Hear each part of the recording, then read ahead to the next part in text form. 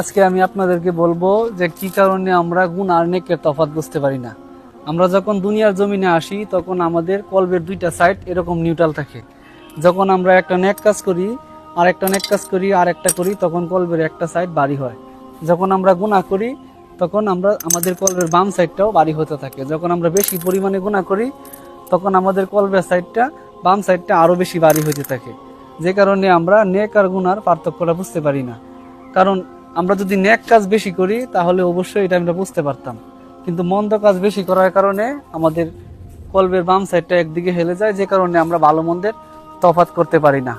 তো আমরা যদি নিজেকে আগের পূর্ণ অবস্থায় ফিরিয়ে নিতে চাই অবশ্যই আমাদের মাগফিরাত চাই। নয়তো আল্লাহ পাক বলেন, যারা মন্দ কাজ করতে পছন্দ করে তাদেরকে মন্দ কাজে তাদের সামনে শোভনীয় করে দেওয়া হয়েছে। যেরকম একটা সাইড ভারী হওয়ার কারণে যখন সে মন্দ কাজ করতে থাকে তার কাছে মনে হয় যে না, সে ভালো কাজ করতেছে।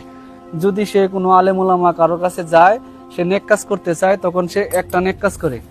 যখন তার ডাইন সাইডটা ভারী হয় না তখন সে বুঝতে পারে যে এটা ভালো কাজ না, এটা মন্দ কাজ, কারণ তার বাম সাইডটা হেলে রয়েছে।